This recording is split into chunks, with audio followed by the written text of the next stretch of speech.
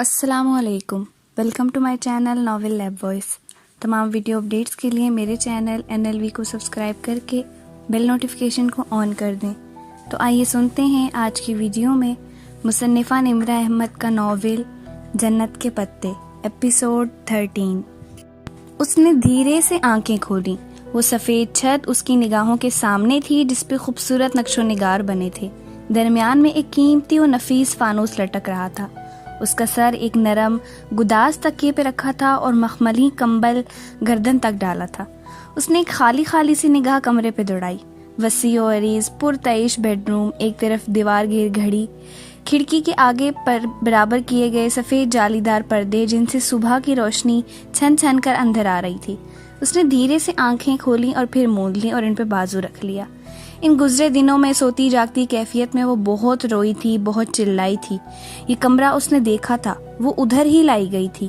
ہاتھ سے لگی ڈریپ، اپنے بالوں میں نرمی سے چلتے اس بھورے آنکھوں والی لڑکی کے ہاتھ، وہ انجیکشن، نیند بے ہوشی، اسے ٹوٹا سا سب یاد تھا۔ اور اس ڈوبتی ابھرتی نیند میں بھی وہ جانتی تھی کہ وہ بیوق ادا میں ہے، عبدالرحمن پاشا کے سفید محل میں۔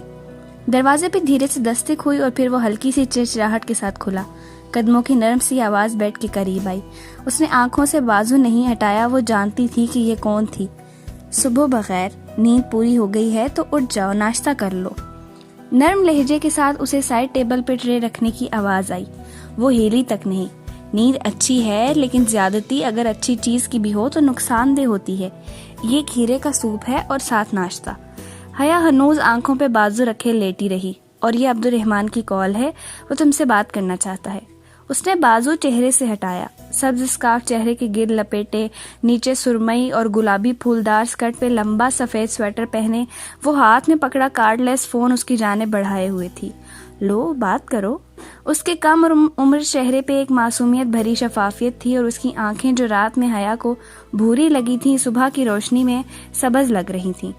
وہ دنیا کا سب سے شفاف، سب سے خوبصورت چہرہ تھا۔ مجھے اس سے بات نہیں کرنی۔ وہ بولی تو اس کی آواز بیٹھی ہوئی تھی، بہت چیخنے کے باعث اب گلا جواب دے گیا تھا۔ وہ کہہ رہی ہے اسے تم سے بات نہیں کرنی۔ اس نے فون کان سے لگا کر نرم لہجے میں انگریزی میں بتایا۔ وہ کہہ رہا ہے ایک دفعہ اس کی بات سن لو۔ اس سے کہو اس نے جو میرے لیے کیا میں اس کی احسان مند ہوں، شکر گزار ہوں، لیکن اگر اس کے بدلے میں مجھے وہ یوں اذیت دینا چاہتا ہے تو میں ابھی اسی وقت اس کے گھر سے چلی جاؤں گی۔ وہ بے حد رکھائی سے بولی۔ عائشہ گل کا چہرہ جواباً ویسا ہی نرم اور شفاف رہا۔ اس نے سن کر فون کان سے لگایا اور ساری بات منو عن انگریزی میں دہرا دی، پھر فون بند کر دیا۔ وہ کہہ رہا ہے کہ وہ انڈیا میں ذرا پھنس گیا ہے، وہ ادھر نہیں آ سکے گا اور آئے گا بھی نہیں اگر تم یہ نہیں چاہتی، اور تم جب تک چاہے ادھر رہ سکتی ہو۔ میں یہاں بیٹھ جاؤں؟ اس نے کارڈ لیس میز پہ رکھتے ہوئے کرسی کی طرف اشارہ کیا۔ وہ نہ اجنبیوں سے جلتی گھلتی ملتی تھی اور نہ ہی اسے پاشا کے گھر والوں سے راہ و رسم بڑھانے میں دلچسپی تھی، مگر اس لڑکی کا چہرہ اتنا نرم اور دوستانہ تھا کہ خود بخود اس کی گردن اسبات میں ہل گئی۔ شکریہ، وہ اسی مدھر مسکراہٹ کے ساتھ کہتی کرسی پہ ٹیک لگا کر بیٹھی۔ سفید سویٹر میں مقید کوہنی کرسی کے دونوں بازوؤں پہ رکھی اور ہتھیلیوں کے ایک دوسرے میں پھنسائے عادتاً اپنی انگوٹھی انگلی میں گھمانے لگی۔ تمہاری طبیعت کیسی ہے؟ ٹھیک ہے۔ وہ کوہنی کے بل ذرا سی سیدھی ہو کر بیٹھ گئی تھی۔ تم عبدالرحمن کی طرف سے پریشان مت ہونا، اس نے کہا ہے کہ نہیں آئے گا تو نہیں آئے گا، جو اس نے تمہارے لیے کیا وہ اس کا فرض تھا۔ سفیر کی فیملی سے ہمارے پرانے تعلقات ہیں، جب تم نے سفیر کو فون کیا تو اس نے فوراً عبدالرحمن کو اپروچ کیا، یوں پولیس کی مدد لے کر وہ تمہیں وہاں سے نکال لائے۔ مجھے کس نے اغوا کیا تھا؟ وہ بہت دیر بعد بس اتنا ہی کہہ پائی۔ یہاں بہت سے ایسے گروہ ہیں جو روس، مالدار اور یوکرائن سے لڑکیاں اغوا کر کے یا دھوکے سے ادھر لاتے ہیں۔ اس کے علاوہ ان ٹورسٹ لڑکیوں کو جن کا تعلق کسی ایسے غریب ملک سے ہو کہ ان کے گھر والے ترکی آ کر زیادہ دیر تک کیس کا تعاقب نہ کر سکیں، ان کو بھی یہ اغوا کرتے ہیں۔ ایک دفعہ ان کے پاس پہنچنے کے بعد سب لڑکیاں نتاشا بن جاتی ہیں۔ یہ نتاشا آگے بیچ دیتے ہیں اور ان سے وائٹ سلیوری کروائی جاتی ہے۔ اس نے تکلیف سے آنکھیں موند لیں۔ اسے یاد آ گیا تھا نتاشا ترکی میں کام کرنے والی روسی کال گرل کو کہتے ہیں۔ تم چھوڑو یہ سب، اپنے گھر فون کر لو، 2 دن ہو گئے ہیں، تمہیں انہیں اپنی خیریت کی اطلاع تو دینی چاہیے۔ اس نے جواب نہیں دیا، بس خالی نگاہوں سے کھڑکی کے جالے دار پردے کو دیکھتی رہی جو ہوا سے ہولے ہولے پھڑپھڑا رہا تھا۔ اس کے پاس جواب تھا بھی نہیں۔ میں اور بہارے جنگل تک جا رہے ہیں، تم چلو گی؟ اس نے بنا تردد کے نفی میں گردن ہلا دی۔ عائشہ کے چہرے پہ ذرا سی اداسی پھیلی. چلو جیسے تمہاری خوشی, آج نہیں تو کل تم ضرور ہمارے ساتھ چلنا. اس نے فوراً ہی نئی امید ڈھونڈ نکالی اور اٹھ کھڑی ہوئی. ناشتہ ضرور کرنا, مہمان بھوکا رہے تو میزبان کا دل دکھتا ہے. شگفتگی سے کہتے ہوئے اس نے کرسی واپس رکھی اور باہر چلی گئی. حیا نے کمبل اتارا اور اٹھ کر پاؤں نیچے رکھے. نرم گداز قالین میں پاؤں گویا دھس سے گئے. وہ اپنے پیروں پہ کھڑی ہوئی تو کمر میں درد کی لہر اٹھی. کرسی سمیت گرنے سے اس کے کندھوں, کمر اور گھٹنوں پہ بہت سی چوٹیں آئی تھی. وہ قالین پہ ننگے پاؤں چلتی ڈریسنگ ٹیبل کے قدآور آئینے کے سامنے جا کھڑی ہوئی. اس کا عکس بہت تھکا تھکا نکاہت زدہ لگ رہا تھا.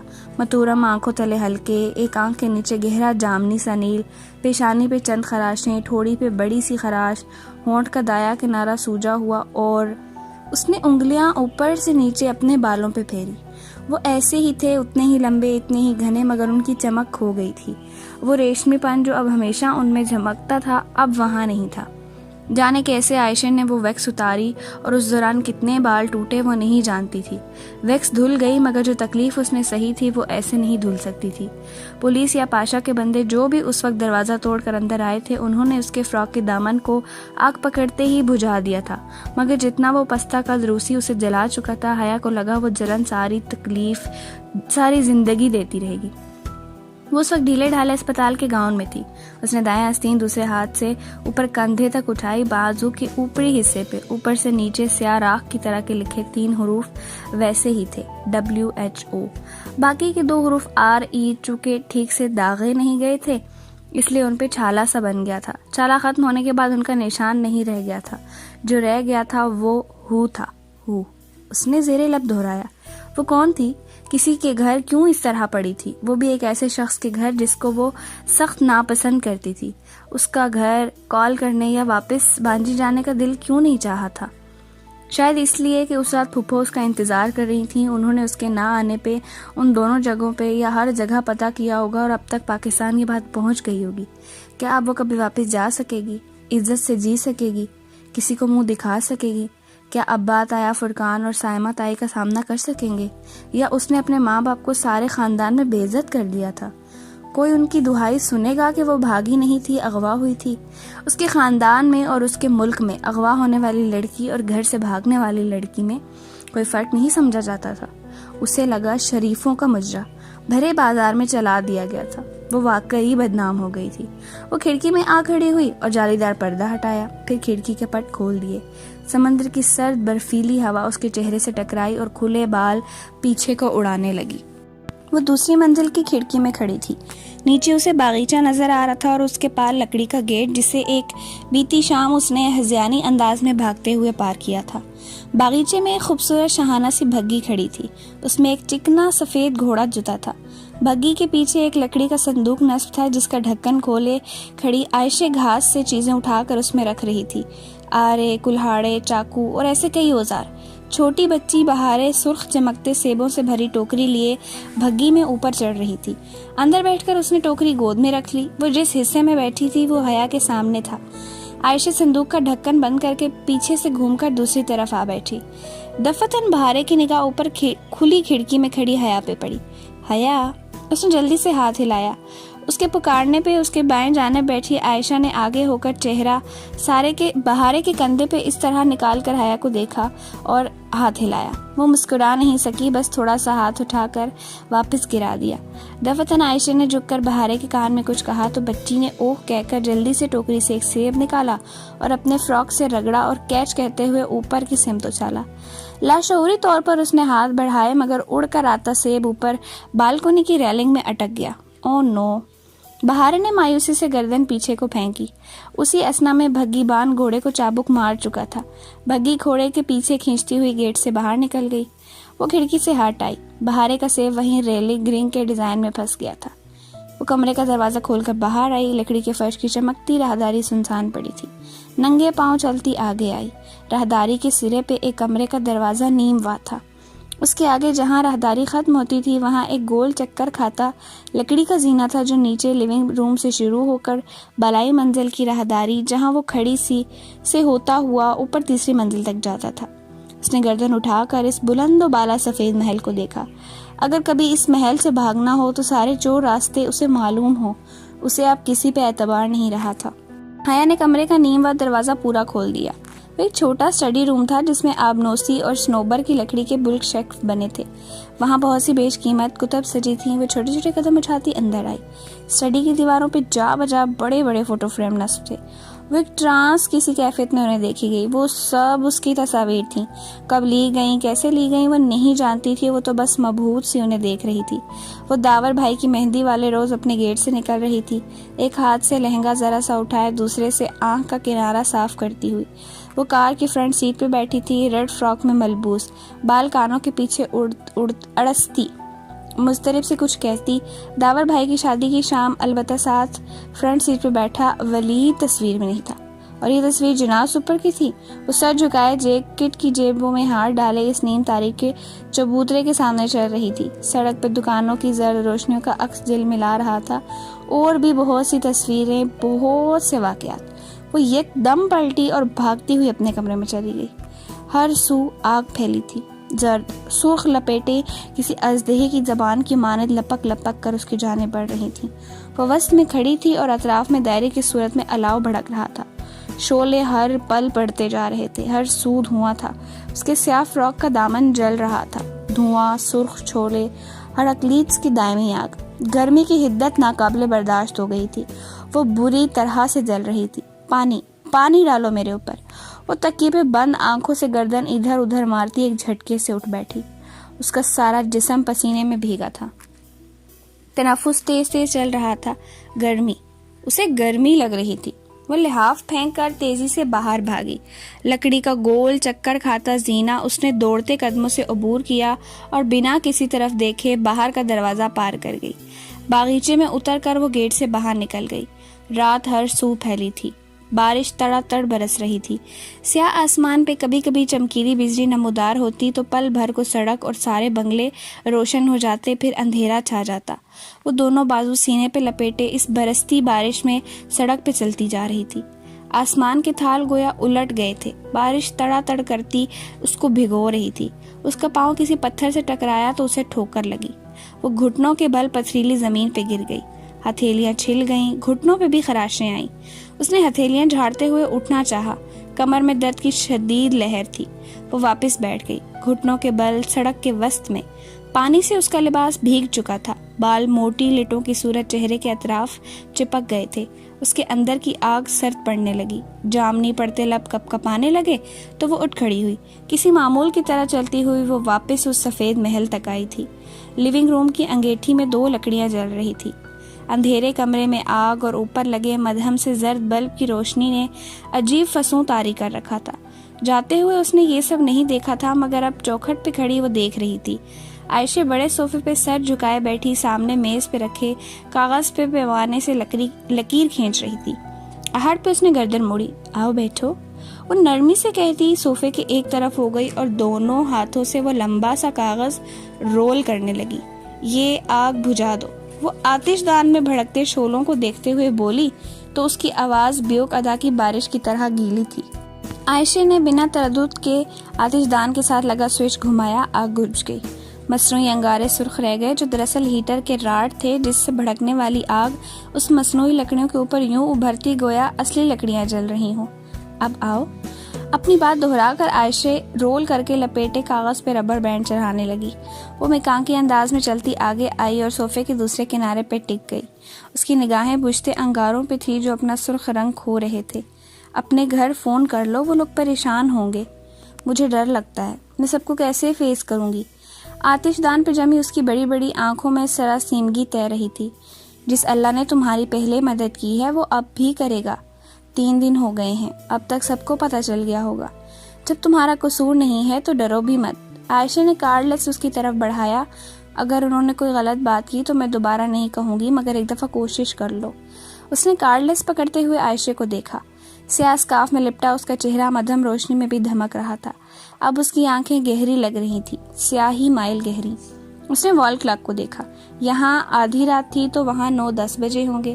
گھر کا نمبر اسے زبانی یاد تھا۔ وہ بھیگی انگلیوں سے بٹن پش کرنے لگی، پھر فون کان سے لگایا۔ عائشہ اپنے پیمانے پر کار اور پینسل سمیت چھوٹی سی ہتھیلی میں ڈالنے لگی۔ ہیلو، فاطمہ کی آواز تھی۔ ہیلو اماں، میں حیا۔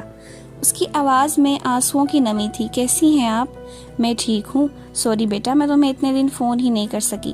اصل میں مہوش کی دعوتیں ہو رہی ہیں آج کل پوری فیملی میں، کبھی کدھر تو کبھی کدھر، اتنی مصروف رہی کہ روز فون کرنا ہی رہ جاتا ہے۔ ابا کدھر؟ اس سے بولا نہیں جا رہا تھا۔ وہ یہ سامنے ہی بیٹھے ہیں، کراچی گئے تھے، آج ہی واپسی ہوئی ہے۔ اماں اور بھی بہت کچھ کہہ رہی تھیں، اس کے سینے میں اٹکی سانسیں بالآخر باہر ہوئیں۔ دکھتے سر میں ذرا درد کم ہوا، کسی کو پتہ نہیں چلا تھا۔ اماں سے پھپھو کا نمبر لے کر اس نے انہیں کال کی۔ اچھی بھتیجی ہو تم بھی، کھانے کا کہہ کر غائب ہی ہو گئی۔ میں پہلے تو اتنی پریشان رہی، سمجھ میں نہیں آیا کہ کیا کروں۔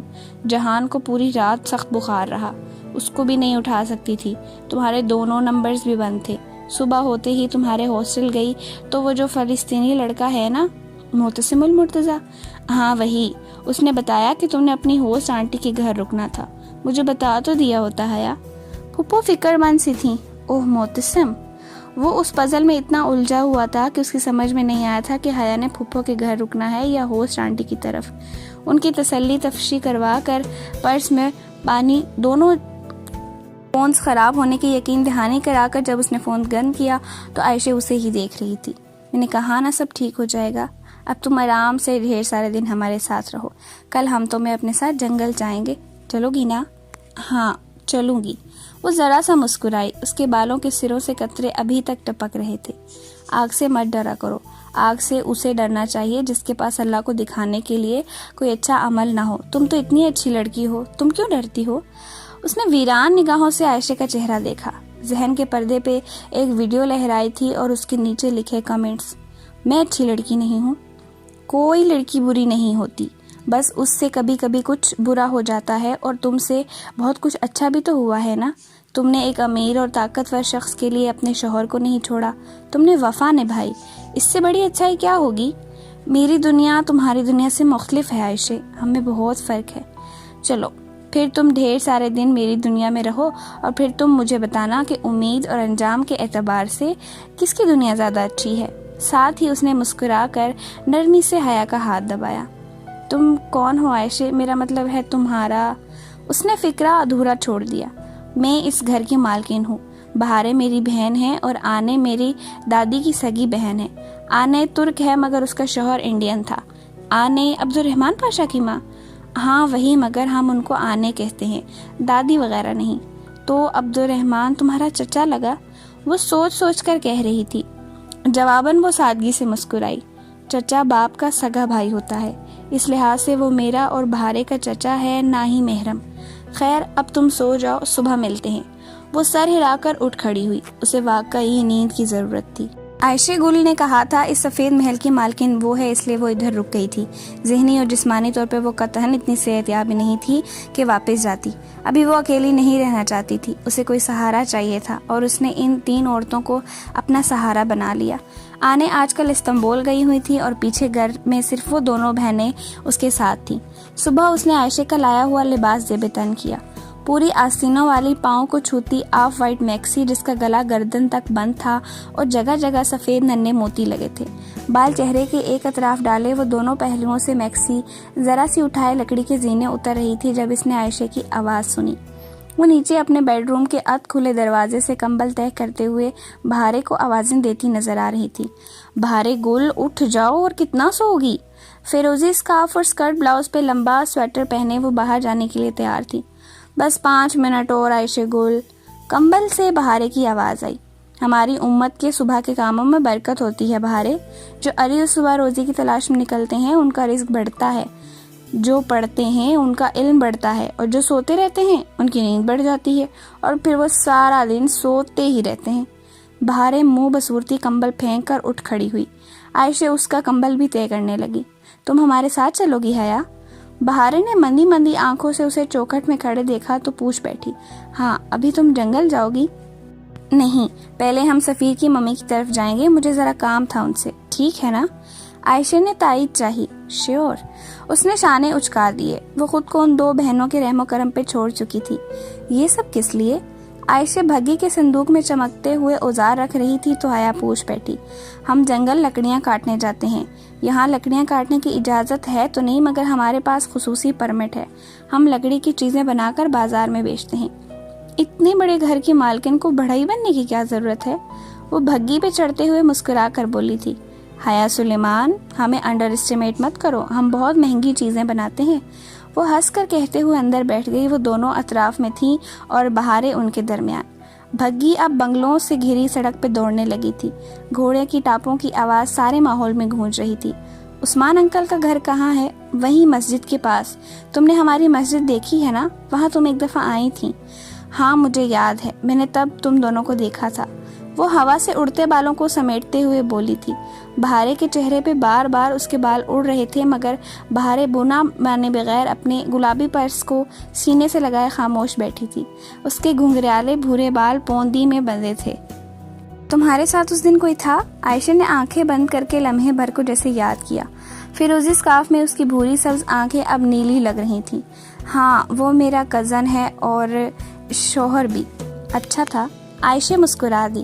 وہ بھی جواباً ذرا سا مسکرائی۔ اسی پل اسے وہ اچھا شخص بہت یاد آیا تھا۔ شیخ عثمان شبیر کا بنگلہ بیوقدہ کے دوسرے بنگلوں کی نسبت ذرا سادہ تھا۔ ایک بڑے کمرے میں جہاں فرضی نشست تھی، حلیمہ آنٹی ان کا انتظار کر رہی تھی۔ وہ بہت ملنسار، بہت خوبصورت خاتون تھی۔ شلوار قمیض پہ بڑا سا دوپٹہ چہرے کے گرد لپیٹے وہ پہلی ہی نظر میں اسے بہت اچھی لگی تھی۔ یہ حیا ہے، میں نے بتایا تھا نا۔ عائشہ قالین پہ ان کے سامنے دو زانو ہو کر بیٹھ گئی۔ دونوں کے درمیان ایک چھوٹی میز تھی جس پہ عائشہ نے اپنا ہاتھ رکھ دیا۔ حیا اور بہاریں ایک طرف بیٹھ گئیں۔ میں جانتی ہوں، مجھے اچھا لگا کہ تم حیا کو ساتھ لائی ہو۔ وہ مسکرا کر عائشہ کے ہاتھ کی پشت پہ اسپرے کر رہی تھی۔ حیا جواباً مسکرائی، پھر بہاریں کے قریب بہت دھیمی سی سرگوشی کی۔ یہ کیا کر رہی ہیں؟ آج چاند کی 21ویں تاریخ ہے نا، آج عائشہ اپنا خون نکلوائے گی۔ ابھی دیکھنا آنٹی اس کے ہاتھ میں بلیڈ سے کٹ لگائیں گی۔ اس نے بے یقینی سے بہاریں کو دیکھا اور پھر قدرے فاصلے پہ بیٹھی عائشہ اور حلیمہ آنٹی کو۔ وہ اس کے ہاتھ کی پشت پہ کچھ لگا رہی تھی۔ عائشہ کی اس جانب کمر تھی، وہ ٹھیک سے دیکھ نہیں پائی کہ وہ کیا کر رہی ہیں۔ قریباً 10 منٹ بعد عائشہ اٹھی تو اس کے ہاتھ کی پشت پہ ایک گول سرخ نشان سا بنا تھا۔ وہ یک ٹک اس کے ہاتھ کو دیکھے گئی۔ یہ کیا؟ اس نے ناسمجھی سے عائشہ کو دیکھا۔ بہت عرصہ ہو گیا ہے، میں نے کپنگ نہیں کروائی تھی، سوچا آج کروا لوں۔ تم نے کبھی کروائی ہے یہ تھراپی؟ اس نے نفی میں سر ہلاتے ہوئے لاشعوری طور پہ اپنا ہاتھ پیچھے کر لیا۔ تم کیوں کرواتی ہو یہ؟ وہ ابھی تک دیدہ زید نگاہوں سے عائشہ کے ہاتھ کو دیکھ رہی تھی۔ میں اس لیے یہ کرواتی ہوں کیونکہ جب رسول اللہ صلی اللہ علیہ وسلم معراج پر گئے تھے تو ادھر فرشتوں نے انہیں ہماری امت کے لیے جو بہت پرزور تاکید کی تھی وہ کپنگ کروانے کی تھی۔ اللہ نے بڑا سکون رکھا ہے۔ تم آنٹی سے باتیں کرو، تب تک میں اور بہاریں باغ سے پھول توڑ لیں۔ وہ دونوں باہر چلی گئیں تو وہ قدرے ہچکچاتے ہوئے اٹھ کر ان کے سامنے آ بیٹھی۔ انہوں نے نرمی سے مسکرا کر اسے دیکھتے ہوئے ہاتھ بڑھایا تو بلا ارادہ حیا نے اپنا ہاتھ ان کے ہاتھ میں دے دیا۔ تب اسے محسوس ہوا کہ انہوں نے شفاف پتلا داستانہ پہن رکھا تھا۔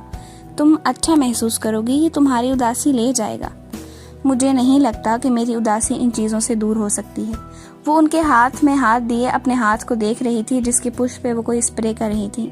وہ کیوں؟ میری زندگی بہت پیچیدہ اور مسئلوں سے بھری ہے، اس نے اداسی سے کہتے ہوئے نفی میں سر جھٹکا۔ کھڑکی سے چھن کر آتی صبح کی روشنی اس کے چہرے پہ پڑے نیلوں کو واضح کر رہی تھی۔ میری بیسٹ فرینڈ میرے سامنے دم توڑ گئی اور میں کچھ نہیں کر سکی۔ میں نے بہت دعا کی تھی حلیمہ آنٹی، مگر وہ پھر بھی مجھے چھوڑ کر چلی گئی۔ وہ نہ مرتی تو کل تم خود ہی اسے چھوڑ جاتی۔ بعض چیزیں ہمیں ناگوار لگتی ہیں مگر ہمارے لیے اچھی ہوتی ہیں۔ اگر وہ اس بیماری سے بچ جاتی مگر معذور ہو جاتی اور کسی بھی وجہ سے اس کا گھر چھوٹ جاتا، وہ تمہارے آسرے پر آ پڑتی اور تمہیں ساری زندگی اس کی خدمت کرنی پڑتی تو تم چند ماہ یہ کر پاتی، پھر تنگ آ کر خود ہی اس کو چھوڑ دیتی۔ بعض دفعہ موت کی صورت میں ایک ریلیف ہوتا ہے۔ وہ اس کے ہاتھ کی پشت پہ زیتون کا تیل ملتے ہوئے کہہ رہی تھی، مگر میں نے اسے اللہ سے ویسا ہی مانگا تھا جیسی وہ تھی۔ وہ تمہیں اگلے جہان میں اسے ویسا ہی کر دے گا اور وہی تم دونوں کے لیے بہتر ہوگا۔ وہ رسان سے کہتے ہوئے اب ایک شیشے کا کپ جس کے پینڈے پہ کوئی آرا لگا تھا الٹا کر کے اس کی ہتھیلی کی پشت پہ رکھ رہی تھی۔ مگر میں اس غم کا کیا کروں جو میرے اندر سلگ رہا ہے؟ غم؟ سر جھکائے الٹے رکھے کپ کو دباتے انہوں نے نفی میں گردن ہلائی۔ ہم مرنے والے کے لیے تھوڑی روتے ہیں بچے، مرنے والے کے لیے کوئی بھی نہیں روتا، ہم سب تو اپنے نقصان پہ روتے ہیں، ہمارا بس یہی غم ہوتا ہے کہ وہ ہمیں اکیلا چھوڑ کر چلا گیا۔ وہ ڈبڈبائی آنکھوں سے انہیں دیکھے گئی، اسے اپنے ہاتھ پہ کپ کا دباؤ محسوس نہیں ہو رہا تھا۔ وہ چند لمحے کے لیے ہر شے سے دور چلی گئی تھی۔ میری زندگی میں اتنے مسئلے کیوں ہیں حلیمہ آنٹی؟ تمہیں لگتا ہے حیا کہ صرف تمہاری زندگی میں مسئلے ہیں، باقی سب خوش و خرم زندگی گزار رہے ہیں؟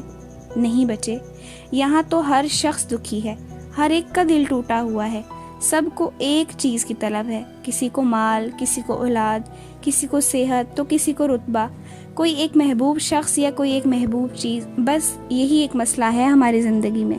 ہم سب کو ایک شے کی تمنا ہے اور وہی ہماری تمنا ہماری دعاؤں کا موضوع بن جاتی ہے۔ وہی چیز ہمارے آس پاس کے لوگوں کو بے آسانی سے مل جاتی ہے اور ہم ان پہ رشک کرتے رہ جاتے ہیں، یہ جانے بغیر کہ ان لوگوں کی خاص تمنا وہ چیز ہے ہی نہیں، وہ تو کسی اور چیز کے لیے دعائیں کرتے رہتے ہیں۔ یوں ہم اس ایک شے کے لیے اتنا روتے ہیں کہ وہ ہماری زندگی پہ حاوی ہو جاتی ہے، اور یہ شے وقت گزرنے کے ساتھ ساتھ بدلتی رہتی ہے۔ تم مجھے ایک بات بتاؤ، تمہاری زندگی میں بہت سے مسئلے آئے ہوں گے، لمحے بھر کو اپنے سارے مسئلے یاد کرو۔ اس نے آنکھیں بند کر لیں۔ وہ اب کپ ہٹا کر اس گول نشان کے اندر موجود جلد میں نشستر کی سوئی سے کٹ لگا رہی تھی۔ اسے تکلیف نہیں ہوئی، وہ کچھ اور یاد کر رہی تھی۔ سفید پھول، شریفوں کا مجرا کی ویڈیو، ارم کے لیے آئے لڑکے کا انہیں پہچان جانا، ولید کی بدتمیزی، ترکی کا ویزا نہ ملنا، پھر یہاں آ کر پھولوں کا سلسلہ، اس کا بیو کا دامے قید ہو جانا، پھر اس کا اغوا اور آگ کا وہ بھڑکتا الاؤ۔ اس نے آنکھیں کھول دی۔ اس کی ہتھیلی کی پشت پہ خون کے ننھے ننھے قطرے نمودار ہو رہے تھے۔ حلیمہ آنٹی نے کپ واپس ہتھیلی پہ رکھ کر دباتے ہوئے اس کو دیکھا۔ اب بتاؤ، ان مسئلوں کا کیا بنا؟ کیا بنا؟ وہ غائب دماغی سے کپ کو دیکھ رہی تھی۔ اوپر لگا سکر اندر سے خون کھینچ رہا تھا، شیشے کا کپ سرخ ہونے لگا تھا۔ میں تمہیں بتاؤں ان مسئلوں کا کیا بنا؟ وہ مسئلے حل ہو گئے، سارے مسئلے ایک ایک کر کے حل ہوتے گئے، مگر نئے مسئلوں نے تمہیں اتنا الجھا دیا کہ تمہارے پاس ان بھولے بسرے مسئلوں سے نکلنے پہ اللہ کا شکر ادا کرنے کا وقت ہی نہیں رہا۔ وہ بے یقینی سے انہیں دیکھ رہی تھی۔ واقعی اس کے سارے مسئلے تو حل ہو گئے تھے، اس نے کبھی سوچا ہی نہیں۔ ہر شخص کی زندگی میں ایک ایسا لمحہ ضرور آتا ہے جب وہ تباہی کے دہانے پہ کھڑا ہوتا ہے اور اس کے راز کھلنے والے ہوتے ہیں، اور اس وقت جب وہ خود کو خوف کے کوہ طور تلے کھڑا کپ کپا رہا ہوتا ہے تو اللہ اسے بچا لیتا ہے۔ یہ اللہ تعالیٰ کا احسان ہے، اور اسے اپنا ایک ایک احسان یاد ہے۔ ہم بھول جاتے ہیں، وہ نہیں بھولتا۔ تم اپنے حل ہوتے مسئلوں کے لیے اس کا شکر ادا کیا کرو۔ جو ساری زندگی تمہارے مسئلے حل کرتا آیا ہے وہ آگے بھی کر دے گا۔ تم وہی کرو جو وہ کہتا ہے، پھر وہ وہی کرے گا جو تم کہتی ہو۔ پھر جن کے لیے تم روتی ہو وہ تمہارے لیے روئیں گے، مگر تب تمہیں فرق نہیں پڑے گا۔ کپ کا شیشہ سرخ ہو چکا تھا، اس میں اوپر تک خون بھرتا جا رہا تھا۔ میرا لائف سٹائل بہت مختلف ہے، میں ان چیزوں سے خود کو ریلیٹ نہیں کر پاتی۔ لمبی لمبی نمازیں، تسبیحات، یہ سب نہیں ہوتا مجھ سے۔ میں زبان پہ آئے طنز کو نہیں روک سکتی، میں عائشہ گل کی طرح کبھی نہیں بن سکتی۔ میں ان چیزوں سے بہت دور آ گئی ہوں۔ دور ہمیشہ ہم آتے ہیں، اللہ وہیں ہے جہاں پہلے تھا۔ فاصلہ ہم پیدا کرتے ہیں اور اس کو مٹانا بھی ہمیں ہوتا ہے۔ انہوں نے خون سے بھرا کپ سیدھا کر کے ایک طرف رکھا اور ٹیشو سے اس کا ہاتھ صاف کیا۔ ہاتھ کی پشت پہ گول دائرے میں جگہ خاصی اونچی ابھر گئی تھی، کسی بیک شدہ کیک کی طرح جس کا درمیان کناروں سے زیادہ اونچا بھر جاتا ہے۔ حلیمہ آنٹی، کیا میرے سارے مسئلے حل ہو جائیں گے؟ پہلے جس نے حل کیے تھے وہ اب بھی حل کر دے گا۔ حیا، لوگ کہتے ہیں کہ زندگی میں یہ ضروری ہے اور وہ ضروری ہے۔ میں تمہیں بتاؤں، زندگی میں کچھ بھی ضروری نہیں ہوتا، نہ مال، نہ اولاد، نہ رتبہ، نہ لوگوں کی محبت۔ بس آپ ہونے چاہیے اور آپ کا اللہ تعالیٰ سے ایک پل بڑھتا تعلق ہونا چاہیے۔ باقی یہ مسئلے تو بادل کی طرح ہوتے ہیں۔ جہاز کی کھڑکی سے کبھی نیچے تیرتا کوئی بادل دیکھا ہے؟ اوپر سے دیکھو تو وہ کتنا بے ضرر لگتا ہے، مگر جو اس بادل تڑے کھڑا ہوتا ہے نا، اس کا پورا آسمان بادل ڈھانپ لیتا ہے اور وہ سمجھتا ہے کہ روشنی ختم ہو گئی اور دنیا تاریک ہو گئی ہے۔ غم بھی ایسے ہوتے ہیں، جب زندگی پہ چھاتے ہیں تو سب تاریک لگتا ہے، لیکن اگر تم اس زمین سے اوپر اٹھ کر آسمانوں سے پورا منظر دیکھو تو تم جانو گی کہ یہ تو ایک ننھا سا ٹکڑا ہے جو ابھی ہٹ جائے گا۔ اگر یہ سیاہ بادل زندگی پہ نہ چھائے نہ حیا تو ہماری زندگی میں رحمت کی کوئی بارش نہ ہو۔ انہوں نے تیل لگا کر اس کا ہاتھ صاف کر دیا تھا۔ اس نے ہاتھ چہرے کے قریب لے جا کر دیکھا۔ میں اتنا جلی ہوں آنٹی کہ مجھے لگتا ہے میرا دل ہی مر گیا ہے۔ جلنا تو پڑتا ہے بچے، جلے بغیر کبھی سونا کندن نہیں بنتا۔ ان کی بات پہ وہ عارضگی سے مسکرائی تھی۔ یہ ابھی ٹھیک ہو جائے گا اور تم بھی ٹھیک ہو جاؤ گی۔ تھینک یو آنٹی، مجھے آپ سے بات کر کے بہت اچھا لگا۔ ایک آخری بات، کیا یہ اتفاق تھا کہ عثمان انکل اور ہم ایک ہی فلائٹ میں آئے تھے؟ اس دنیا میں اتفاق کم ہی ہوتے ہیں۔ میرا خیال ہے عثمان کو عبدالرحمن نے ایسا کہا تھا۔ وہ سمجھ کر سر ہلا کر اٹھ کھڑی ہوئی۔ کبھی اسے لگتا اسے زندگی میں سب سے زیادہ تکلیف پاشا نے دی ہے، اور کبھی لگتا کہ اس کے احسان اس کی دی گئی اذیت سے زیادہ ہیں۔ بھگی سڑک پہ رواں دواں تھی۔ رات کی بارش اب سوکھ چکی تھی اور ہر جگہ نکھری نکھری دھلی دھلائی لگ رہی تھی۔ سبزہ ہوا، سرمئی سڑک، وہ چھوٹا سا جزیرہ جنت کا ٹکڑا لگتا۔ وہ بھگی کی کھڑکی سے باہر دیکھتی ان باتوں کو سوچ رہی تھی جو حلیمہ آنٹی نے اس سے کہی تھی۔ عائشے، اس نے کچھ کہنے کے لیے گردن ان دونوں کی طرف پھیری تو ایک دم ٹھہر گئی۔ درمیان میں بیٹھی بہارے اپنے گلابی پرس سے کچھ نکال رہی تھی۔ حیا بالکل ساکت، سانس روک کے اسے دیکھی گئی۔ وہ حیا کا بھورے رنگ کا لکڑی کا پزل باکس تھا۔ بہارے، یہ تم نے کہاں سے لیا؟ وہ بنا پلک جھپکے اس باکس کو دیکھ رہی تھی۔ یہ مجھے عبدالرحمن نے میری برتھ ڈے پہ گفٹ کیا تھا۔ اس میں میرا گفٹ ہے، مگر ابھی یہ مجھ سے کھلا نہیں ہے۔ وہ مایوسی سے بتاتی اس کی سلائڈ پہ انگلی پھیر رہی تھی جس میں 5 حروف بنے تھے۔ باکس کے اوپر ڈھکن کی سطح پہ انگریزی میں ایک لمبی سی نظم کھدی تھی۔ یہ حیا کا باکس نہیں تھا، مگر بالکل اس جیسا تھا۔ یہ اس نے کہاں سے لیا؟ ہم سے ہی لیا تھا۔ عائشہ نے بتایا نہیں، ہم جنگل سے لکڑیاں کاٹ کر یہی پزل باکسز تو بناتے ہیں۔ بہت مہنگے بکتے ہیں یہ۔ ان میں 5 لیٹر کوڈ لگتا ہے جس کے بغیر یہ نہیں کھلتے۔ عائشہ مسکراتی ہوئی بہارے کی بات سن رہی تھی۔ سنو، وہ بہت دیر بعد بولی۔ اس کی نگاہیں ابھی تک اس باکس پہ تھیں۔ تم نے کبھی کوئی ایسا باکس بنایا ہے جس پہ 6 حروف کا کوڈ ہو؟ وہ دونوں ایک دم چونکی۔ ہاں، میں نے بنایا تھا۔ کس لیے؟ وہ بے چینی سے بولی۔ عبدالرحمن کا کوئی ملازم تھا، اس نے 6 حرفی کوڈ بار کا آرڈر دیا تھا تو میں نے بنا دیا۔ مہینہ پہلے کی بات ہے۔ وہ سوچ کر بتانے لگی۔ تو اس کا کوڈ تم نے ہی رکھا ہوگا، تمہیں وہ یاد ہے؟ یاد؟ عائشہ ذرا جھینپ کر ہنسی۔ 6 حروف کا کوئی لفظ ذہن میں ہی نہیں آ رہا تھا تو میں نے اس کا کوڈ عائشہ رکھ دیا۔ عائشہ میں 6 حروف ہوتے ہیں نا؟ ترک ٹی میں عائشہ کو بھی ایسے لکھتے ہیں کیا؟ اس نے اچھمپے سے پوچھا۔ نہیں، ترک ٹی میں آئس سے گل لکھتے ہیں، مگر یہ باکس انگریزی حروف تہجی میں ہے، اس لیے انگریزی میں لکھا۔ جو شخص یہ تم سے خریدنے آیا تھا، اس کو تم جانتی ہو؟ چند لمحے کے توقف کے بعد وہ ذرا سوچ کر پوچھنے لگی۔ میں اس کا نام تو نہیں جانتی، مگر وہ اونچے قد کا حبشی تھا اور اس کے بال گنگریالے تھے۔ اچھا۔ حیا نے بہارے کو اس کا پزل باکس واپس کر دیا۔ اب وہ اپنے پزل باکس کے بارے میں سوچ رہی تھی جو اس کے کمرے میں رکھا تھا۔ اگر وہ وہی باکس تھا جو عائشہ نے بنایا تھا اور اسے عبدالرحمن کے ہی کسی آدمی نے عائشہ سے خریدا تھا، تو قوی امکان تھا کہ اس نے وہ ڈولی کے پاس بھجوا دیا تھا۔ تو کیا عبدالرحمن اس بات سے واقف تھا؟ یا پھر عائشہ سے خریدنے والا شخص ہی ڈولی تھا، کیونکہ ڈولی بھی تو پاشا کا خاندانی ملازم تھا۔ کچھ ایسا ہی بتایا تھا ARP کی ماں نے اسے۔ سنو، کیا عبدالرحمن پاشا کو معلوم ہے کہ تم نے اس کے کسی ملازم کے لیے باکس بنایا ہے؟ حیا، مجھ سے بہت سے لوگ پزل باکسز خریدتے ہیں، میں ہر ایک کی خبر عبدالرحمن کو نہیں کرتی، اور اس نے مجھے عبدالرحمن کو بتانے سے منع کیا تھا۔ تو میں اس لیے بتا رہی ہوں کیونکہ اس نے صرف عبدالرحمن کو بتانے سے منع کیا تھا۔ عائشہ ذرا سا مسکرا کر بولی۔ حیا نے اسبات میں گردن ہلا دی اور باہر دیکھنے لگی۔ بھگی اسی بل کھاتی سڑک پہ اوپر چڑھ رہی تھی۔ وہاں دونوں اطراف میں سب اونچے درخت تھے۔ مری میں عموماً سڑک کے ایک جانب ایسے اونچے درخت ہوتے ہیں اور دوسری جانب گائے، مگر یہاں دونوں جانب ہی گھنا جنگل تھا۔ بالآخر ایک جگہ بھگی بان نے بھگی روک دی۔ عائشہ نیچے اتری اور بھگی کے پیچھے صندوق سے اوزاری کا تھیلا نکالا۔ حیا اور بہارے بھی اس کے پیچھے آ گئیں۔ اب انہوں نے پیدل چلنا تھا۔ تم چل لوگی؟ عائشہ نے تھیلا اٹھاتے ہوئے ذرا فکر مندی سے اسے دیکھا۔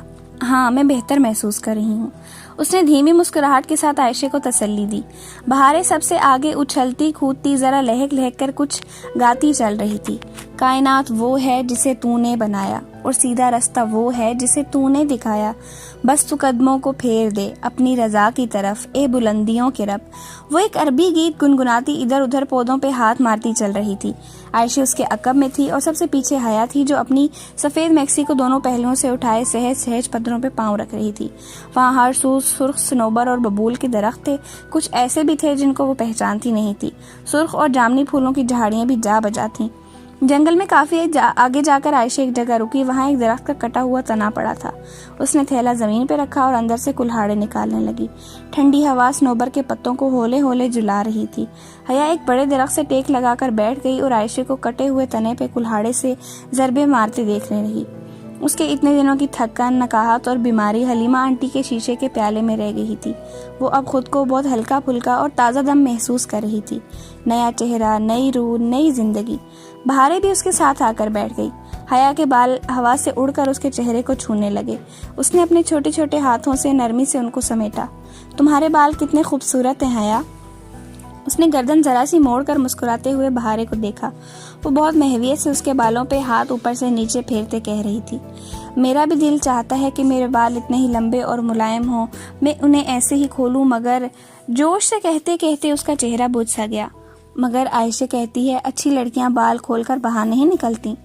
बहारे की बात पे उसने एक नज़र आयशा को देखा जो कोट की आस्तीनें मोड़े रुकू में झुकी लकड़ी पे कुल्हाड़ा मार रही थी। हर ज़रब के बाद वो सीधी होती और पेशानी पे आया पसीना आस्तीन से पोंछकर फिर से झुक जाती। वो तुम्हें मना करती है? नहीं, वो कहती है बहारे तुम्हारी मर्जी, जब तुम में हया ना रहे तो जो जी चाहे करो। उसने आयशा के खफगी भरे अंदाज की नकल करके दिखाई। तुम सारी दुनिया में सबसे ज्यादा आयशा की बात मानती हो? नहीं, पहले अब्दुर्रहमान की, फिर आयशा की। तुम अब्दुर्रहमान को बहुत पसंद करती हो बहारे? वो अपनी हैरत छुपाते हुए इस्तफसार करने लगी। क्या ये बहनें अब्दुर्रहमान की शोहरत नहीं जानती या इसे लोगों से ज्यादा जानती हैं? बहुत ज्यादा। वो है ही इतना अच्छा। वो उसके बालों को हाथ में लिए बहुत मोहब्बत से कह रही थी।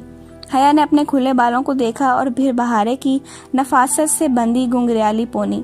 मैं बाल बांध लूं बहारे, मुझे हवा तंग कर रही है। उसने जैसे खुद को वजाहत दी कि वो आयशा की अच्छी लड़कियों वाली निशानियों का असर नहीं ले रही, हवा की वजह से बाल बांधना चाह रही है। मैं बांध दूं? मेरे पास फालतू पोनी है। उसने हाथ अपने गुलाबी पर्स में डालकर एक सुर्ख रबड़ बैंड निकाला। हया ने जरा सा रुख मोड़ लिया। बहारे उसकी पुष्ट पे घुटनों के बल ऊंची होकर बैठ गई और नरम हाथों से उसके बाल समेटने लगी। हया ने आंखें बंद कर ली। उस्मानी सल्तनत की शहजादियां तुम्हारी तरह खूबसूरत होती होंगी, है ना? वो नरमी से उसके बालों में उंगलियां चलाती उसकी ढीली चोटी बना रही थी। बैंड बांधकर उसने चोटी हया के कंधे पे आगे को डाल दी। हया ने अपनी मोटी स्याह चोटी पे हाथ फेरा और गर्दन मोड़कर ममूनियत से बहारे को देखा। मेरी अम्मा कहती हैं कि मैं उतनी खूबसूरत ना लगती अगर मैं अपनी ग्रूमिंग पे इतनी मेहनत न करती। तुम्हारा और आयशा का शुक्रिया, वरना मेरे बाल ना बच पाते।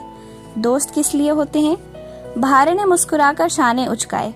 उसने और आयशा ने किन जोखों से उससे बाल वैक्स से उतारे ये रुदात बहारे उसे सुना चुकी थी।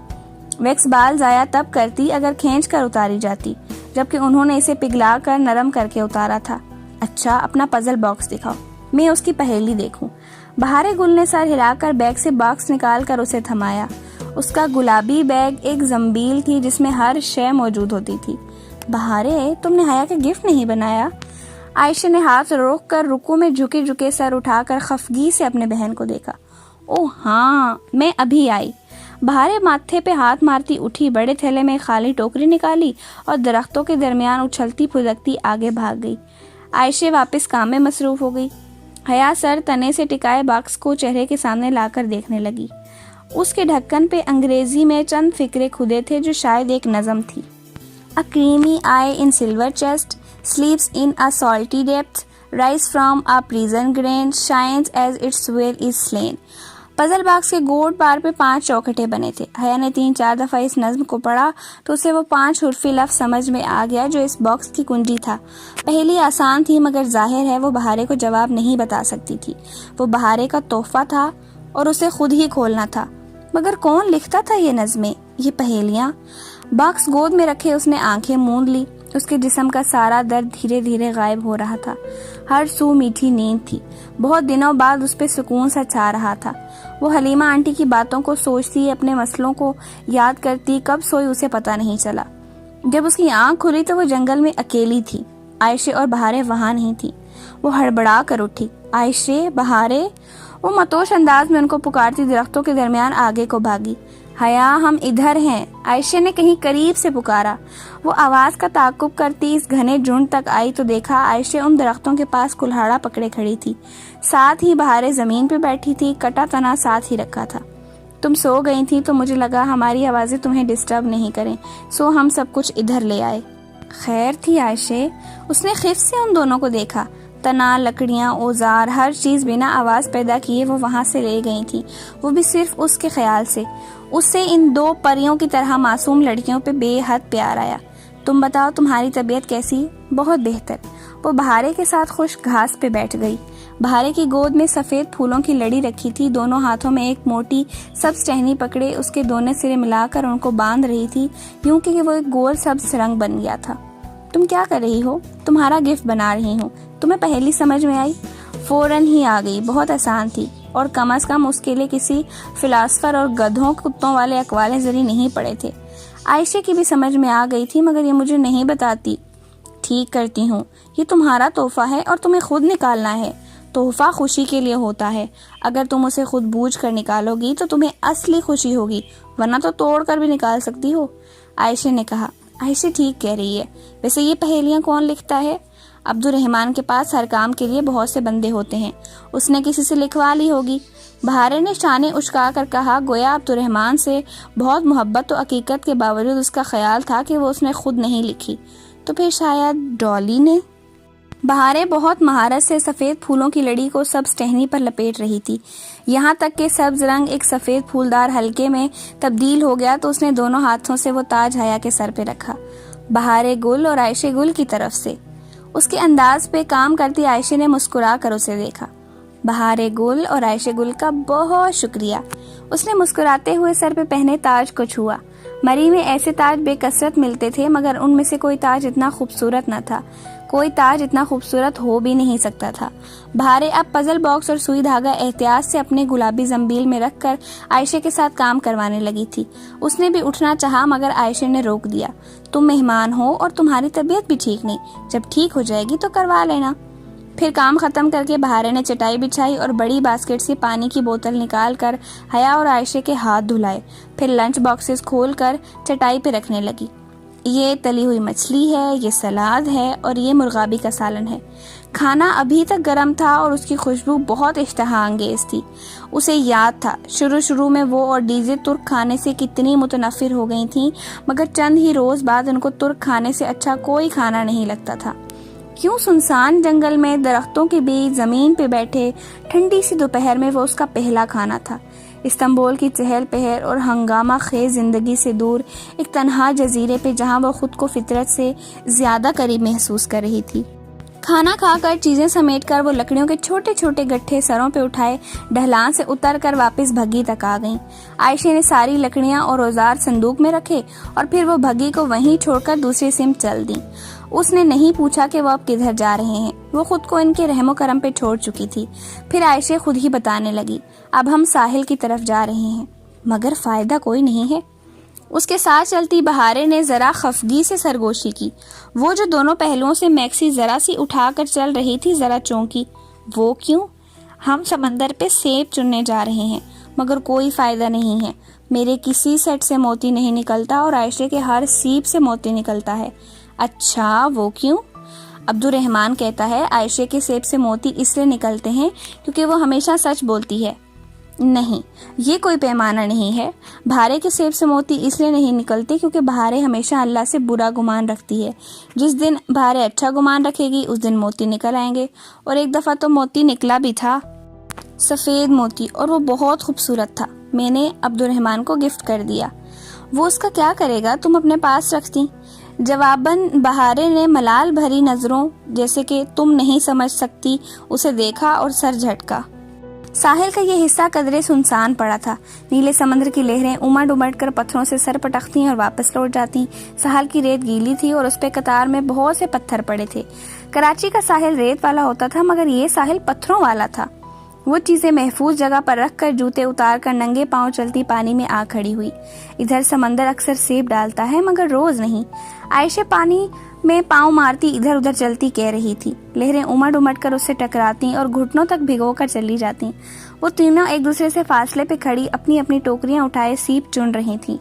پانی یخ بستا تھا اور ہوا سرد تھی۔ اس نے پلٹ کر دیکھا تو عائشہ اور بہاریں ریت سے سیب اٹھا کر اپنی ٹوکریوں میں بھر رہی تھیں، مگر اسے اپنے پاس کوئی سیب نظر نہیں آیا۔ وہ متلاشی نگاہوں سے پانی کی تہ تلے جھلکتی ریت کو دیکھتی آگے بڑھ رہی تھی۔ تبھی ایک تیز لہر آئی تو وہ لڑکھڑا کر پھسلی اور کمل کے بر ریت پہ جا گری۔ سچ شکر کے پتھروں کا ساحل چند قدم دور تھا۔ لہر واپس پلٹ گئی۔ وہ ریت پر گری پڑی تھی، مکمل طور پہ بھیگی ہوئی۔ اس کی چوٹی بھیگ گئی تھی، ریت کے ذرے سفید بالوں پہ جا بجا لگے تھے۔ وہ درد سے دکھی کمر کو سہلاتی بمشکل اٹھ کر کھڑی ہوئی۔ عائشہ اور بہاریں نے اسے گرتے نہ دیکھا نہ اٹھتے، اس نے بھی واویلا نہ کیا۔ پانی کا درد آگ کے درد سے کم ہی ہوتا ہے۔ وہ برداشت کر گئی۔ اسے گرانے والی لہر اس کے قدموں میں ایک سیب ڈال گئی تھی۔ اس نے جھک کر سیب اٹھا لی۔ وہ ایک شامی کباب کے جتنا تھا اور اس کا خول سفید، سرمئی اور گلابی رنگوں سے بنا تھا۔ اوہ، تم تو بھیگ گئیں، ٹھہرو، یہ شال لے لو۔ پتھروں کے پار چٹائی پہ بیٹھے ہوئے عائشہ نے فکر مندی سے اسے دیکھا اور ایک شال ٹوکری سے نکال کر دی جو اس نے شانوں کے گرد لپیٹ لی۔ چلو اب سیب کھولتے ہیں۔ وہ تینوں تکون کی صورت بیٹھی تھی، اپنی اپنی ٹوکریاں سامنے رکھے۔ عائشہ نے بڑے سے چپٹے بلیڈ والا چھرا اٹھایا اور اپنی ایک سیب نکال کر پھر اس کے خول کے دونوں حصوں کی درمیانی درز میں رکھ کر بسم اللہ پڑھتے ہوئے سیدھا سیدھا چھرا چلا دیا۔ چٹکنے کی ذرا سی آواز آئی۔ عائشہ نے چھرا ایک طرف رکھا اور دونوں ہاتھوں سے سیب کے کھول کو یوں کھولا جیسے کوئی کتاب کھولتے ہیں۔ اندر موجود سمندری جانور کا گودا خون آلود تھا۔ وہ مر چکا تھا، مگر اس کے اوپر ایک مٹر کے دانے جتنا سفید موتی جگمگا رہا تھا۔ عائشہ نرمی سے مسکرائی اور پلکر سے موتی اٹھا کر ایک مخملی تھیلی میں ڈالا۔ وہ مسحور سی یہ سارا عمل دیکھ رہی تھی۔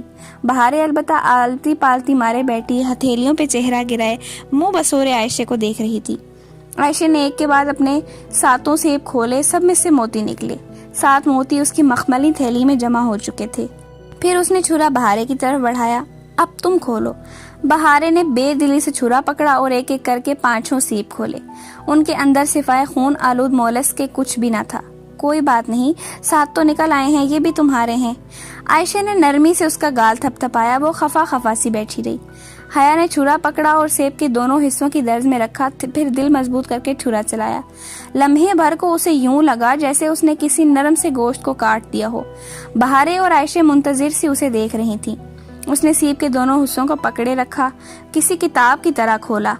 سمندری جانور کے خون آلود لوتھڑے کے سوا سیب میں کچھ نہ تھا۔ وہ موتی سے خالی تھا۔ اس نے بہاریں کسی بے دلی سے سیب ایک طرف ڈال دی۔ تم دونوں نے پہلے سے سوچ لیا تھا کہ تمہارا موتی نہیں نکلے گا۔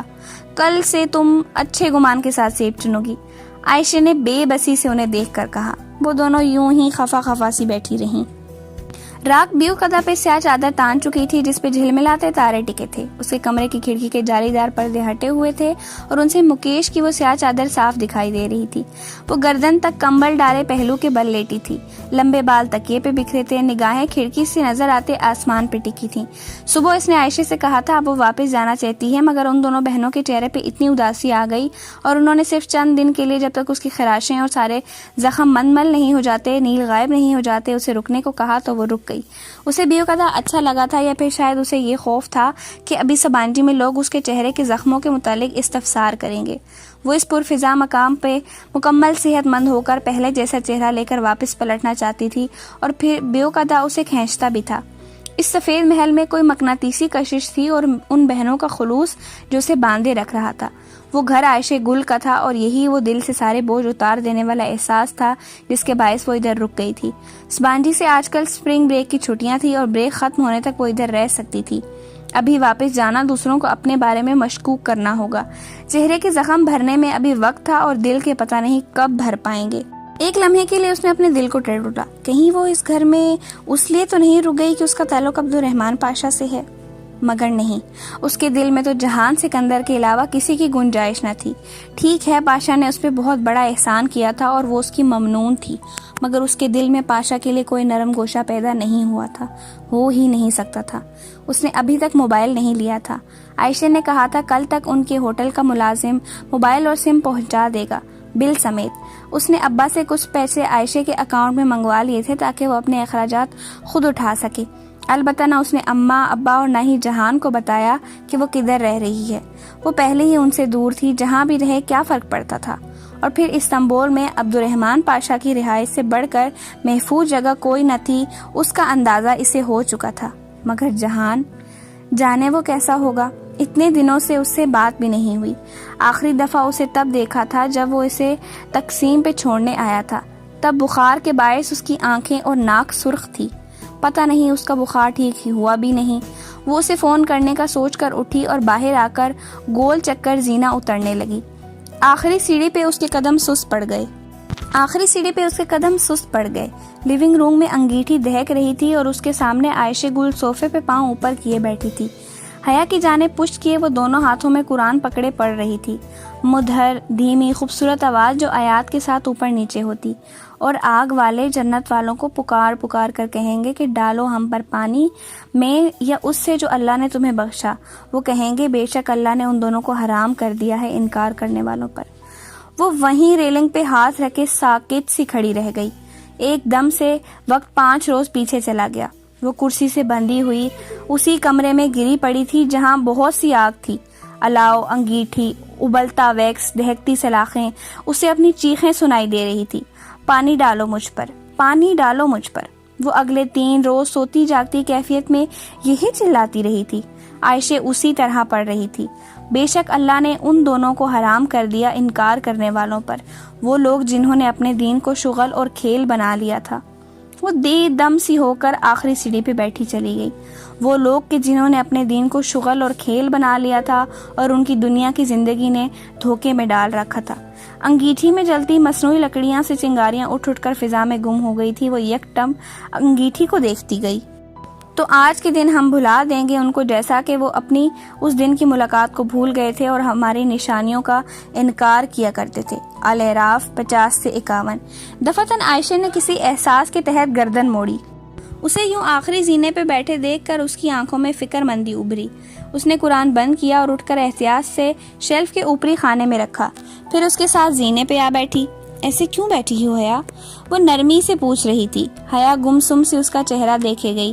اسکارف میں لپٹا عائشہ کا چہرہ نیم اندھیرے میں بھی دھمک رہا تھا۔ اس کی آنکھیں اب سیاہ لگ رہی تھی۔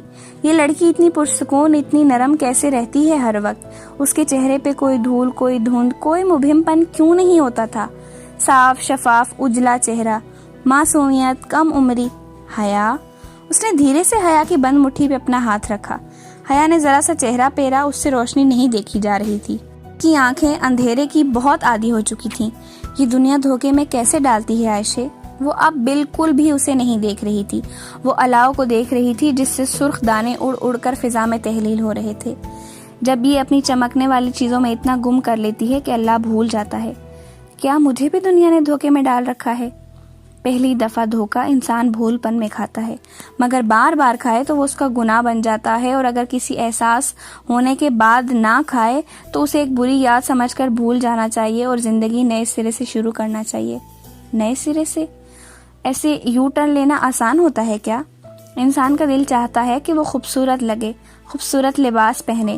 کیا یہ بری بات ہے؟ اس کی آواز میں بے بسی در آئی تھی، جیسے وہ کچھ سمجھ نہیں پا رہی تھی۔ کیا غلط تھا، کیا صحیح، سب گڈمڈ ہو رہا تھا۔ نہیں، اللہ تعالیٰ خوبصورت ہے اور خوبصورتی کو پسند کرتا ہے۔ یہ چیزیں زندگی کا حصہ ہوتی ہیں، مگر ان کو آپ پوری زندگی نہیں بنا سکتے۔ انسان کو ان چیزوں سے اوپر ہونا چاہیے۔ کچھ لوگ میری طرح ہوتے ہیں جن کی زندگی لکڑی کے کھلونے بنانے، مچھلی پکڑنے اور ستے موتی چننے تک محدود ہوتی ہے، اور کچھ لوگ بڑے مقاصد لے کر جیتے ہیں، پھر وہ چھوٹی چھوٹی باتوں کو لے کر پریشان نہیں ہوتے۔ حیا نے غیر ارادی طور پر ایک نگاہ اپنے کندھے پہ ڈالی جہاں آستین کے نیچے ہو لکھا تھا۔ اور جن کی زندگی میں بڑا مقصد نہ ہو وہ کیا کریں؟ وہی جو میں کرتی ہوں، عبادت۔ ہم عبادت کے لیے پیدا کیے گئے ہیں، سو ہمیں اپنے ہر کام کو عبادت بنا لینا چاہیے۔ عبادت صرف روزہ، نوافل اور تسبیح کا نام نہیں ہوتا، بلکہ ہر انسان کا ٹیلنٹ بھی اس کی عبادت بن سکتا ہے۔ میں بہارے کے لیے پھولوں کے ہار اور آنے کے لیے کھانا بناتی ہوں، میری یہ صلہ رحمی میری عبادت ہے۔ میں پزل باکسز اور موتیوں کے ہار بیچتی ہوں، میرا یہ رزق تلاشنا میری عبادت ہے۔ یہ چھوٹے چھوٹے کام کرتے انسان بڑے بڑے مقاصد پا لیتا ہے، اور انسان ان چیزوں کے لیے مضبوطی کہاں سے لائے؟ حیا، مجھے لگتا ہے ہم لڑکیوں نے اپنے اوپر فرجائل سٹیکرز لگا رکھے ہیں۔ فرجائل سٹیکرز سمجھتی ہو نا؟ وہ جو نازک اشیاء کی پیکنگ کے اوپر چسپاں ہوتے ہیں اور ان پہ لکھا ہوتا ہے ہینڈل وتھ کیئر، وہی سٹیکرز ہم لڑکیاں اپنی پیشانی پہ لگائے رکھتی ہیں۔ پھر کسی کا ذرا سا طنز ہو یا بے جا پڑی ڈانٹ، ذرا سا کانٹا چبھ جائے یا دل ٹوٹ جائے، ہم گھنٹوں روتی ہیں۔ اللہ نے ہمیں اتنا نازک نہیں بنایا تھا، ہم نے خود کو بہت نازک بنا لیا ہے، اور جب لڑکیاں ان چیزوں سے اوپر اٹھ جائیں گی تو ہمیں زندگی میں بڑے مقصد نظر آ جائیں گے۔ حیا خاموش ہو گئی۔ اب لیونگ روم میں صرف لکڑیوں کے چٹکنے کی آواز آ رہی تھی۔ عائشہ گل، تم بہت پیاری باتیں کرتی ہو، وہ ذرا تھکان سے مسکرا کر بولی تو عائشہ دھیرے سے ہنس دی۔ تم بھی بہت پیاری ہو، یہ تو تم نے مروت نے کہا۔ اچھا عائشہ، میں کل تم دونوں کے کمرے میں سو جایا کروں، مجھے اپنے اوپر والے کمرے میں تنہائی محسوس ہوتی ہے۔ ٹھیک ہے، پھر ہم کل اپنے کمرے کی سیٹل بدل دیں گے، بڑا والا ڈبل بیڈ گیسٹ روم سے ادھر لے آئیں گے۔ عائشہ اٹھتے ہوئے بولی۔ اس نے مسکرا کر دھیرے سے سر ہلا دیا۔ جو بھی تھا، عائشہ کی باتیں اس کے دل کو بہت الجھا دیا کرتی تھیں۔ وہ کبھی بھی زندگی میں ایسے تذ بذب اور شش و پنج میں مبتلا نہیں رہی تھی جس سے اب گزر رہی تھی۔ اگلے روز اسے موبائل تو ہوٹل گرینڈ، وہ ہوٹل جو بیو قدام میں اے آر پاشا کا گڑھ سمجھا جاتا تھا، کہ ایک ملازم نے سم سمیت لا دیا، مگر بیڈ وہ شفٹ نہ کر سکیں کہ وہ کھل نہیں رہا تھا۔ انہوں نے یہ کام ایک دن کے لیے ملتوی کر دیا۔ سو رات کو جب وہ سونے لیٹی تو اوپر کمرے میں اکیلی تھی۔ آنکھیں بند کرتے ہی اس کے ذہن کے پردوں پہ وہی رات، دہکتی سلاختیں اور بڑکتا الاؤ چھانے لگا تو وہ مضطرب سی اٹھ بیٹھی۔ وہ رات اس کا پیچھا نہیں چھوڑتی تھی، اس کے مسئلے ختم ہونے کا نام ہی نہیں لیتے تھے۔ پہلے وہ سفید پھول اور پاشا کا تعاقب، اور اب یہ یادیں۔ اگر وہ اس روز اکیلی مسز عبداللہ کے لیے گھر سے نہ نکلی ہوتی، اور اگر 5-6 ماہ قبل وہ اس چیریٹی لنچ پہ اس 5 اسٹار ہوٹل میں نہ گئی ہوتی تو یہ مسئلے پیش نہ آتے۔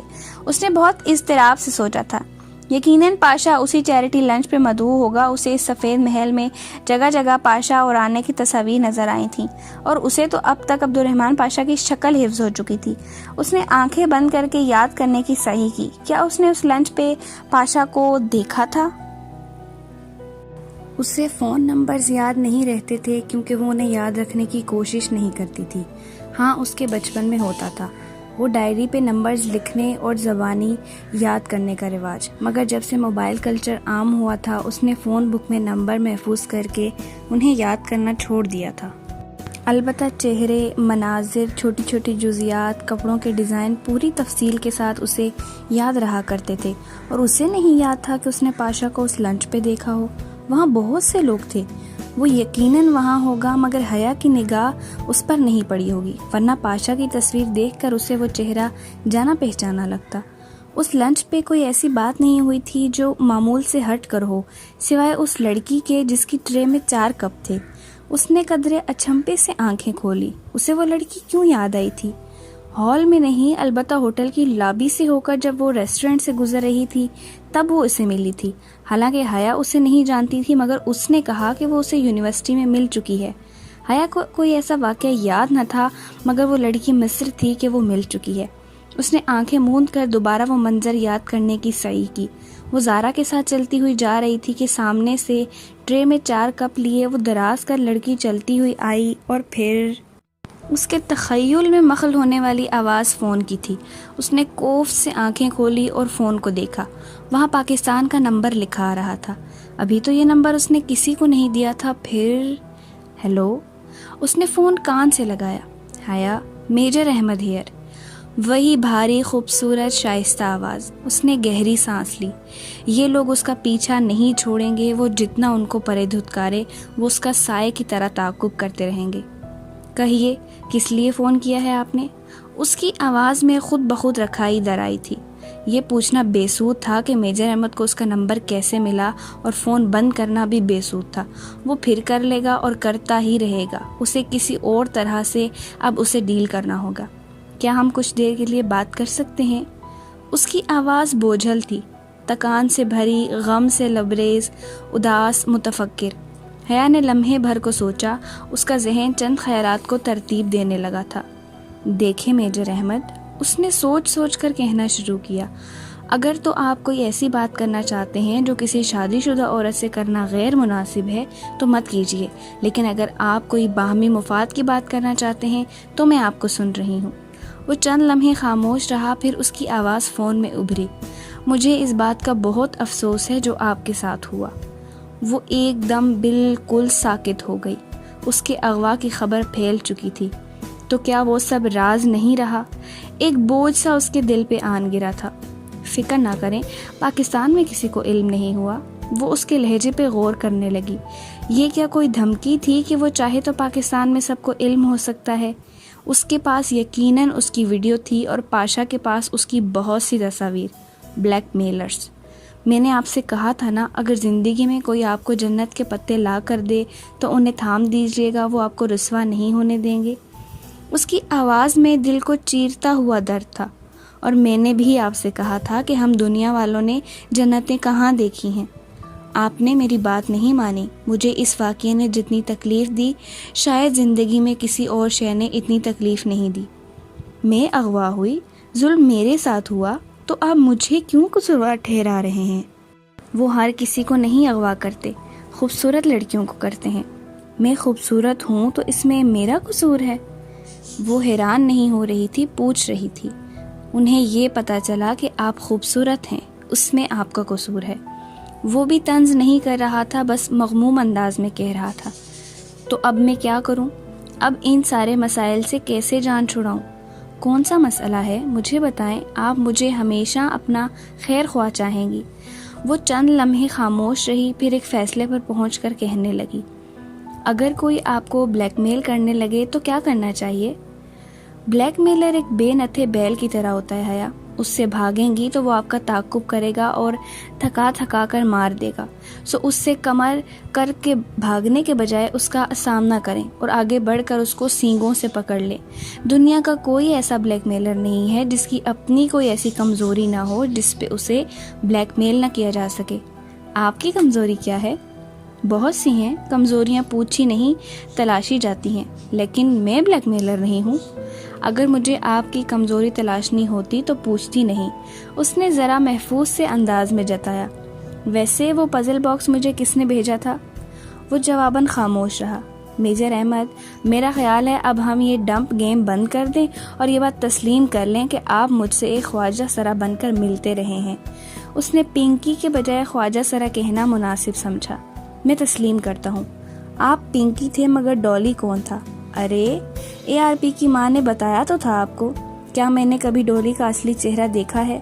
نہیں، آپ اسے نہیں جانتی۔